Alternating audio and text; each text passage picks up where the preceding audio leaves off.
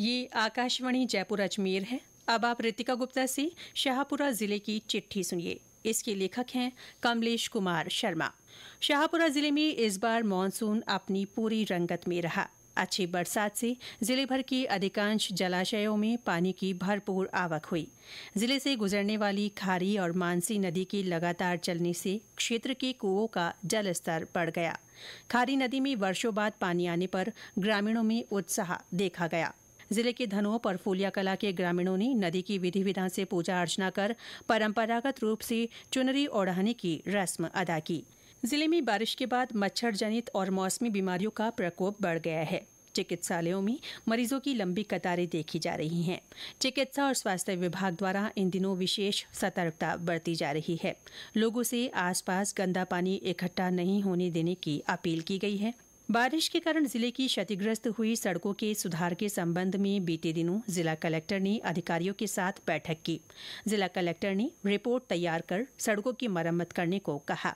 उन्होंने अतिवृष्टि से हुए फसल खराबे को लेकर उपखंड अधिकारियों और तहसीलदारों को मौके पर जाकर निरीक्षण करने और वास्तविक स्थिति का आकलन करने के निर्देश दिए।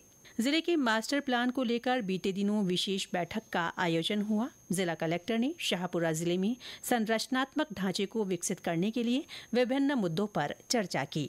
प्रभारी मंत्री डॉक्टर मंजू बाघमार पिछले दिनों जिले के दौरे पर रहीं। उन्होंने अधिकारियों की बैठक लेकर बजट घोषणाओं के क्रियान्वयन की समीक्षा की। प्रभारी मंत्री ने बारिश के कारण टूटी सड़कों, स्कूल और स्वास्थ्य केंद्रों की जर्जर इमारतों सहित अन्य कार्यों के प्रस्ताव जल्द बनाकर प्रस्तुत करने के निर्देश दिए। राष्ट्रीय पोषण माह के तहत जिले के आंगनबाड़ी केंद्रों पर विभिन्न आयोजन किए जा रहे हैं। अभियान के तहत इन केंद्रों पर एनीमिया, पूरक आहार, पोषण भी, पढ़ाई भी और समग्र पोषण थीम पर गतिविधियां रखी गईं। देवस्थान विभाग की वरिष्ठ नागरिक तीर्थ यात्रा योजना के तहत इस साल जिले के 58 वरिष्ठ नागरिकों को हवाई और 289 वरिष्ठ नागरिकों को रेल के माध्यम से यात्रा कराई जाएगी। यात्रियों के चयन के लिए पिछले दिनों लॉटरी निकाली गई। घरेलू गैस के दुरुपयोग को रोकने के लिए जिले भर में विशेष अभियान चलाया गया। इस दौरान विभिन्न स्थानों पर दबिश देकर घरेलू सिलेंडर और रिफिलिंग मशीन भी जब्त की गई। जिले में पिछले दिनों एक पेड़ मां के नाम, मुख्यमंत्री वृक्षारोपण महाअभियान और हरियालो राजस्थान के तहत पौधरोपण कार्यक्रम रखे गए। इस दौरान विभिन्न संगठनों, संस्थाओं और जनप्रतिनिधियों की ओर से बड़ी संख्या में पौधे लगाए गए। जल झूलनी एकादशी पर राजस्थान जल महोत्सव का आयोजन हुआ। इस अवसर पर उम्मेद सागर बांध पर जल पूजन किया गया और जल संरक्षण का संकल्प लिया। जलझूलनी एकादशी पर कोटड़ी के चारभुजानाथ मंदिर में मेला भरा।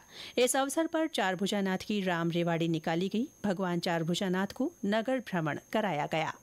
लोकदेवता बाबा रामदेव की जयंती जिले में पारंपरिक श्रद्धा भाव के साथ मनाई गई।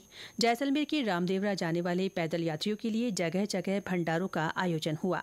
तेजा दशमी पर लोकदेवता तेजाजी के थानों पर पूजा अर्चना की गई। अलगोजों के साथ बिंदोली निकालकर तेजाजी के भजन गाए गए।